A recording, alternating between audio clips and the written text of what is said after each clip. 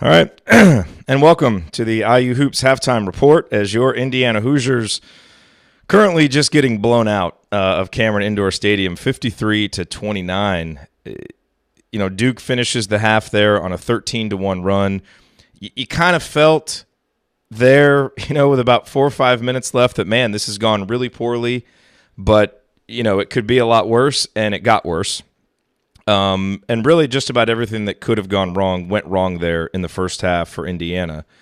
The biggest problem, of course, the turnovers. Indiana turns it over 13 times in the first half, and so many of those turnovers were just unforced, lazy passes, bad passes, tentative passes.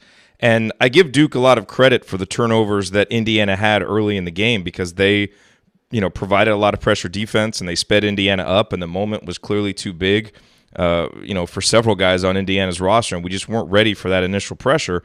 But after that, it felt like we settled in a little bit, but then the turnovers just kept coming. And, Justin Smith, obviously the biggest culprit. He had 5 of them. Excuse me. Robert Finney, had several. I don't know how many turnovers he had, but he had several just really bad passes. And probably for the first time all season, he really looked like a freshman and just kind of looked out of sorts. Obviously, getting the 2 fouls on Juwan Morgan, was not ideal, but that happened early. They went right at him, and they got those 2 fouls on him, and so he was never really able to get very much going in only 8 minutes. So, look, Evan Fitzner with his three-point shooting, that's kind of just kept Indiana hanging around. The problem there is pretty much anytime Evan is doing anything other than shooting threes, it's not good. His defense hasn't been good. He's turned it over. And, Romeo is really the only guy that kind of seems like he belongs, that at least looks comfortable out there. He had 8 points, 5 rebounds, 3 assists. Excuse me for the coughing. A couple of blocks. My wife's laughing at me over there. A couple of blocks.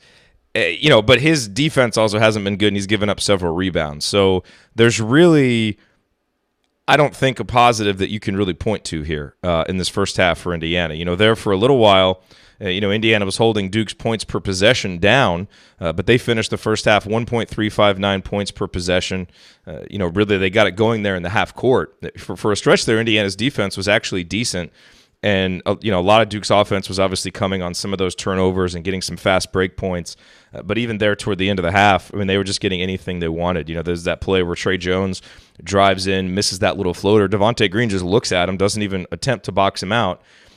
So, I don't necessarily think, I've seen people on Twitter saying the guys are lazy and that kind of stuff. I don't necessarily think guys are lazy, but I do think the moment is too big. And I think we looked shell-shocked. And I think there was even a shot of Archie, after the first 8 minutes where he kind of looked like a deer in headlights. Like, what are we supposed to do here? And that's kind of how Indiana has played. And that's really disappointing because, I didn't think Indiana was going to win this game, but I certainly thought that we'd come out and compete. And even if Indiana was playing well, Duke would probably be up 10 because they're just more talented and, they're pretty on their games tonight. But we've given them a lot and have just, it's just kind of, I don't know. I think the guys came to play and came to play hard, but they certainly don't look like they believe they belong on the same court as these guys. That's how they're playing. And so I think as you look toward the second half, number one, I got to drink some tea and get some throat lozenges so that I'm not coughing all throughout the postgame show. Indiana's got to come out and do something over these final 20 minutes to build on. And I don't know exactly what that is. Maybe keep the turnovers under 5. Let's start there. But just compete. Compete for 20 minutes. Win the second half. Something to feel good coming out of this. Because right now, as bad as we all feel about this, they certainly can't be feeling any better about it. And like I said, just not really a lot of positives to point to other than we got to see Devontae Green and Zach McRoberts get back out there. But, man, other than that, just some really, really poor play from Indiana and some really disappointing play. And we need to see something more in the second half, something to build on so that this isn't the kind of loss that lingers. This needs to be the kind of loss that we're able to learn from and build on in some way.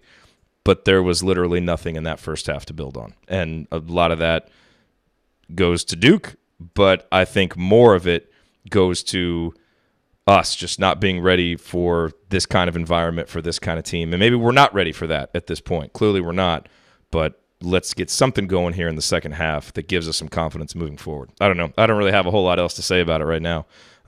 Take the second half to collect my thoughts and get ready for the post-game show, but that was about as bad as it could have gone in the first half. So, sorry, I know sometimes you come to me for sunshine and optimism, but not a whole lot to be found after that first half. So, anyway, we'll see what adjustments Indiana makes. Hopefully the biggest adjustment is just taking care of the ball, getting good shots, communicating in transition defense, because Duke has gotten way too many points just on silly stuff like us not communicating and finding shooters. And then obviously boxing out. Duke ends up that first half. I mean, we got 8 offensive rebounds, which is nice. Duke ends that first half with 9. And a lot of those offensive rebounds were yes, they're going to get some because of their length, but also some of it was because we just didn't box out. So we have to get back to doing the fundamental things, get back into good habits, because over the last 3 games, now 3.5 games, we've really gotten into some bad habits, starting with that Arkansas game. And we were able to get away with it against UT Arlington and UC Davis, but now this is the 4th game in a row, and it's becoming a concerning trend, and we need to see something in the second half that starts to turn that around. All right, I'm done talking about this half. Join me, Andy, Ryan on the post-game show. We will be here breaking it all down as soon as this game ends, and we look forward to talking with you then. Thanks for being here. Go Hoosiers.